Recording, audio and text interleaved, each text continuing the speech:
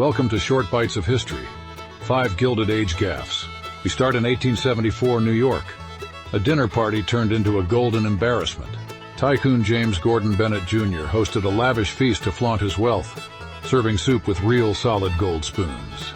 Guests at his Fifth Avenue mansion marveled at the glitz. Pure gold, no fakes here. But disaster struck when one spoon bent while scooping a boiled potato. Gold's soft, you see, and this one couldn't handle the spud. The guest, a rival banker, cackled, "Bennett's riches can't hold a potato." The table erupted in laughter as Bennett turned red. He gifted the bent spoon to the banker to save face, but the damage was done. Gossip columns called it the gold spoon scandal, mocking how even real gold couldn't save Bennett from a Gilded Age gaffe. Do you have any gold utensils as family heirlooms? Share below. Next, a feathery fashion flop. In 1883, Chicago ostrich feathers flopped spectacularly. Gilded Age fashion loved extravagance, and socialite Bertha Palmer ordered a hat with a 3-foot ostrich plume for a charity ball. She strutted in, expecting gasps of awe, but the feather had other plans. It drooped in the humid ballroom, tickling her nose mid-speech. She sneezed so hard the hat flew off, landing in a punch bowl. Guests howled as the soggy feather dyed the punch pink, and Bertha fled mortified. The next day, newspapers ran cartoons of her feather fiasco, and ostrich plumes fell out of favor faster than a wet hat. Milliners switched to silk flowers, and Bertha stuck to simpler styles after her plumed plunge. The gaffe showed how Gilded Age fashion could turn a peacock into a punchline. Even the fanciest trends could flop in the 1880s.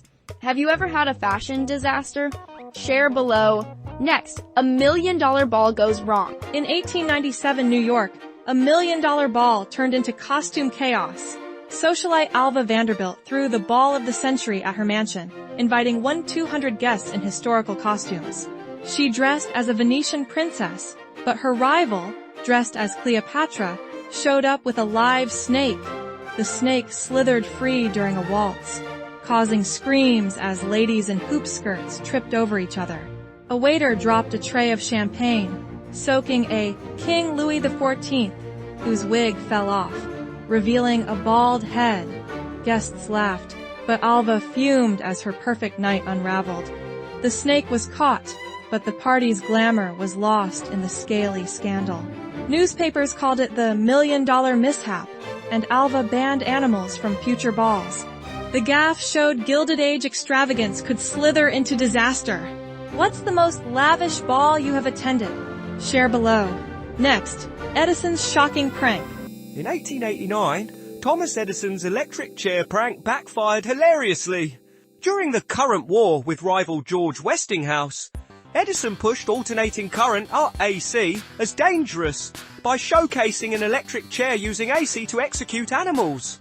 At a New York demo, he invited reporters to see a safe execution of a calf. But a technician, thinking it'd be funny, swapped the calf for a stuffed toy wired to spark and moo when zapped. Edison flipped the switch, and the toy sparked, mooed, and rolled across the floor. Reporters roared with laughter.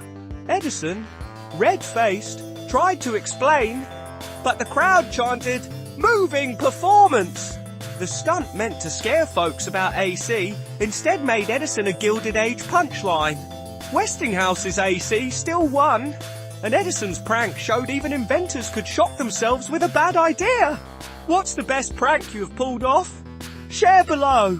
Next, an ice palace melts. In 1887, Minnesota, an ice palace party melted into a soggy mess. For the St. Paul Winter Carnival, organisers built a 106-foot ice palace, a Gilded Age spectacle, to host a grand ball. Guests arrived in furs, waltzing under chandeliers inside the frozen walls.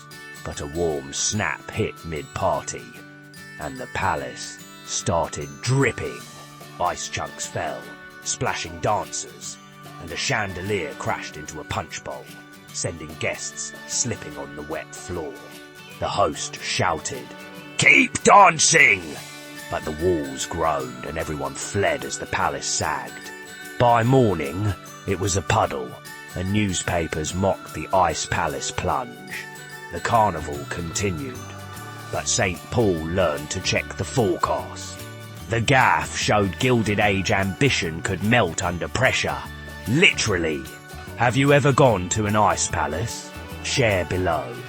Thanks for watching 5 Gilded Age Gaffes on Short Bites of History. We make history fun by serving it in small bites on YouTube Shorts. Videos are created with the help of AI using VidAI.